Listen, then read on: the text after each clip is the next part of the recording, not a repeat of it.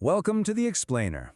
If you're looking at your screen right now and feeling completely overwhelmed by an absolute avalanche of productivity apps, well, you are definitely not alone. Take a look at our stickman friend here. He is literally buried under app icons. We've all been in his shoes, right? You download some shiny new app thinking it's going to be the magic bullet to save you time, and the next thing you know, you're spending all your energy just managing the app itself. It's a trap. But today, we are going to fix that. We're diving into the ultimate system to kill the app toggling trap once and for all. It's called the 4-slot tool stack. Okay, let's dive into this. Ask yourself honestly, how much time do you actually lose just switching between apps every day? Honestly, it usually feels like just a second here, maybe a second there, right? You check an email, jump over to Slack, look at your to-do list, pop back over to a document. No big deal, right? Wrong. This hidden cost of context switching is silently destroying your workday. Let's look at the actual numbers. 1,200. Yeah, you heard that right. 1,200.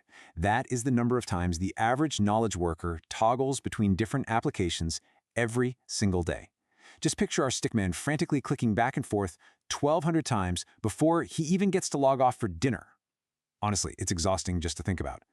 And here is what those 1,200 daily toggles actually translate into: almost 4 hours lost each week. 4 entire hours of just reorienting yourself, asking your brain, wait, what was I just doing before that little notification popped up? And when you compound that massive productivity drain over the course of a year, it equals nearly 5 entire weeks of lost work. Literally 5 weeks. So, look, if you ever feel like you're constantly exhausted but somehow getting absolutely nothing done, your pain is completely scientifically validated. A Harvard Business Review study by Murty, Dadlani, and Das found that we are losing roughly 9% of our time at work just shifting gears between different pieces of software. We are literally paying a brain tax every single time we switch screens. Which brings us to a massive, totally invisible burden: real work versus managing tools. Look at our stickman now. He's literally sweating, carrying this giant, crushing weight labeled extraneous cognitive load. He is fighting this losing battle, trying to balance doing actual, meaningful work against the totally exhausting overhead of just managing the tools themselves. All those logins, the constant updates, the duplicate data entry, it's an incredibly heavy load. And to understand why our stickman is struggling so hard, we kind of have to look at the science of the brain. According to cognitive load theory from Sweller, Ayers, and Kalyuga, when extraneous cognitive load is high, resources may be insufficient for schema acquisition. Okay, so what does that actually mean in plain English? Basically, it means every additional app you add to your workflow actively drains the mental fuel you desperately need to do your actual job.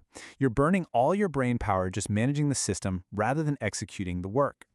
And the real-world impact of that cognitive drain? It's staggering. Rescue Time analyzed 185 million hours of work data and found that in a standard 8-hour workday, thanks to all this fragmentation, we only manage about 2 hours and 48 minutes of productive work.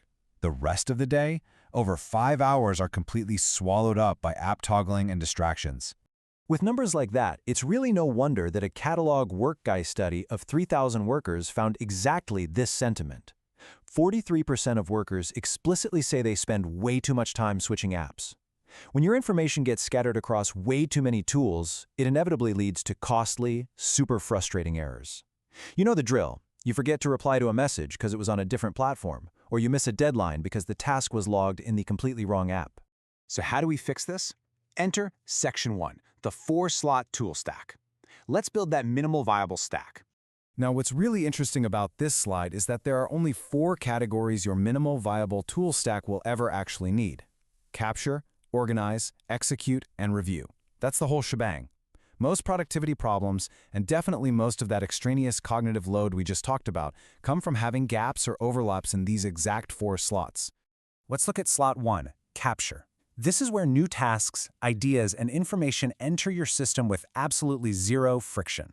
Think of the getting things done methodology, right? Your brain is for having ideas, not storing them.